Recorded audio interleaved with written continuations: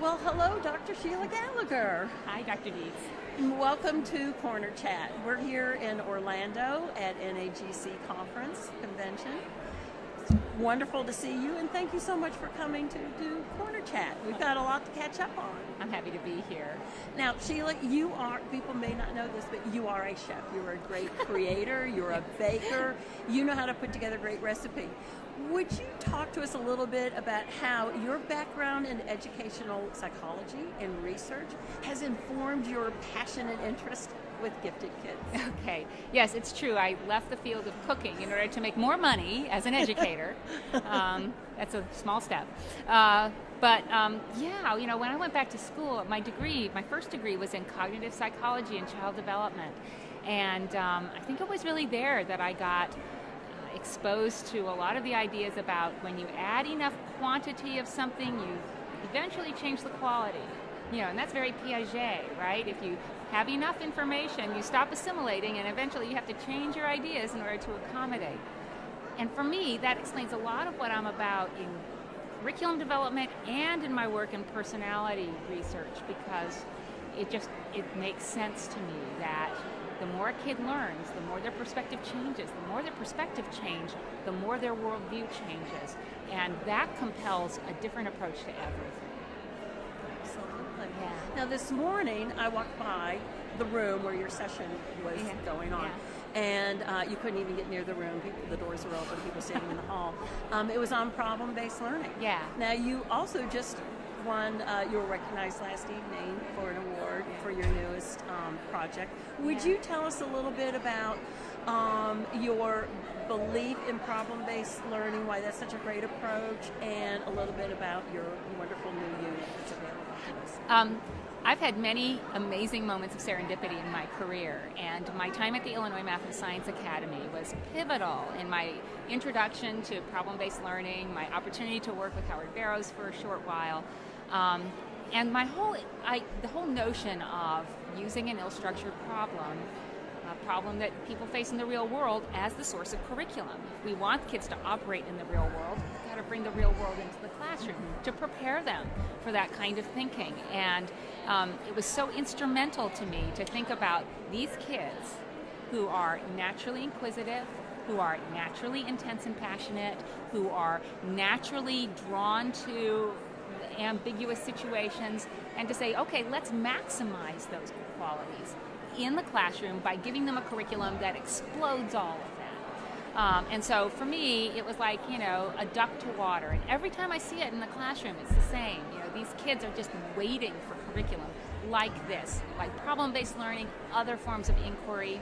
So this latest unit was really exciting because it came to us in the New York Times. We were looking at the Spanish-American War and trying to find something different from the sinking of the Maine. And we found this story of a Cuban revolutionary who was jailed for her activity by the Spanish, and how the New York Journal, William Randolph Hearst, actually sent a reporter down to Cuba to break her out of jail. And then they used that as an opportunity for a lot of yellow journalism. We are the journalism that does things. And so we also looked at the New York Times, and Adolph Ochs, who was just the great moral, ethical leader in journalism of his day. And we put the kids on the New York Times, and we said, okay, you're supposed to be the responsible journalist. How do you report this story? So, and it was ripped from the headlines in the 1890s. Yeah. Wow. Yeah. How exciting and relevant.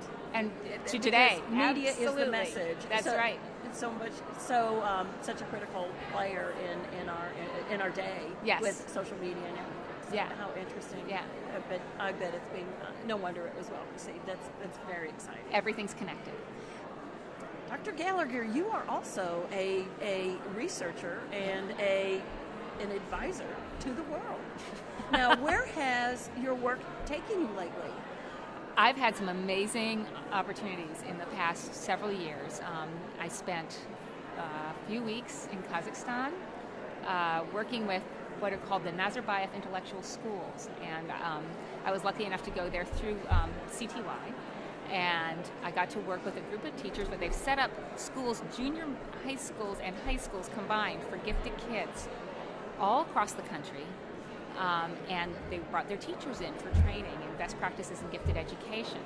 It's always amazing to me that lesser developed countries are always interested in providing gifted education and have no hesitation about going there. More recently, I've had a magnificent opportunity to work with the Diligence and Delight Learning Center in China, and it's a brand new program. They are trying to set up camps for gifted students in the summer and in the winter as an entryway into providing services for gifted kids, which are few and far between in China right now. Services. Yes. Yeah. Oh, how about that? So you've been to Beijing? I've been to Beijing, yes. Recently. It was exciting, very exciting. And so great to see another group of kids who are just waiting for the opportunities we can provide them. So they know Dr. Gallagher's work. This is great. What do we get to look forward to in 2017? What are you working on? Well, there will be a couple new units, which will be very exciting. Oh, yeah, wonderful. Yes. Problem-based. Problem-based, penguins. Penguins! You gotta love penguins. South Africa penguins or Antarctica penguins? Well, a penguin who went the wrong way. Oh my goodness, we have to stay tuned for that yes, one. Absolutely. And I'm getting into a little more personality research too, investigating the unique qualities of gifted students and how they compel us, as much as their learning ability does, to seek other approaches to their education.